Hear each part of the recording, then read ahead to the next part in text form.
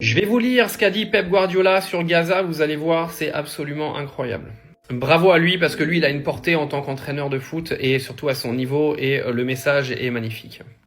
Alors, ce que nous voyons à Gaza est tellement douloureux, ça me fait mal dans tout le corps. Soyons clairs, ce n'est pas une question d'idéologie, de j'ai raison et tu as tort. Allons, c'est juste une question d'amour de la vie, du souci du prochain.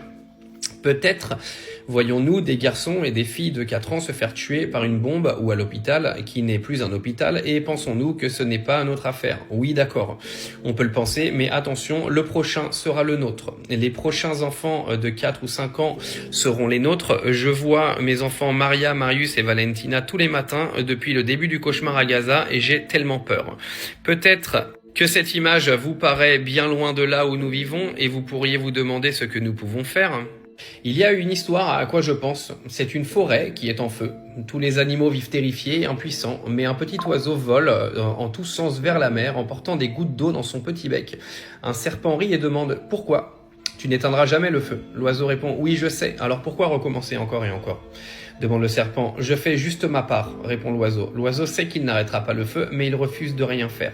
Dans un monde qui nous dit souvent que nous sommes trop petits pour faire la différence, cette histoire me rappelle que le pouvoir d'un seul n'est pas une question d'échelle, mais de choix, de présence, de refus de se taire et de rester immobile quand cela compte le plus.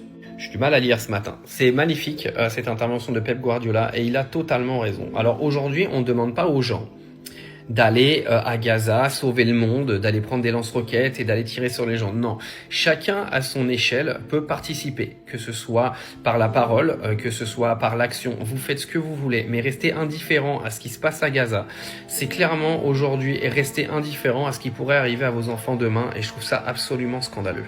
On ne demande pas à tout le monde d'aller marcher vers Gaza, par exemple. Moi, dans mon exemple, je fais un maximum avec mes vidéos pour pouvoir en parler.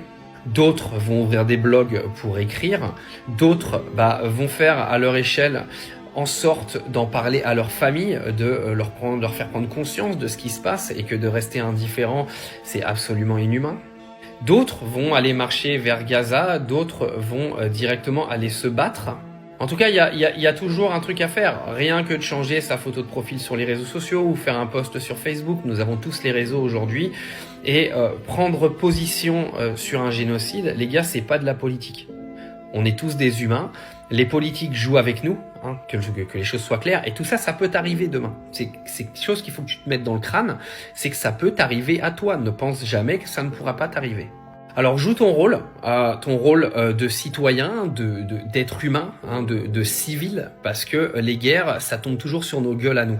Et t'auras beau être fier de ton beau pays qui est la France et de te foutre de ce qui se passe à côté, la France, quand ils auront besoin de se servir de toi pour te prendre comme bouclier humain, t'inquiète pas qu'ils se gêneront pas.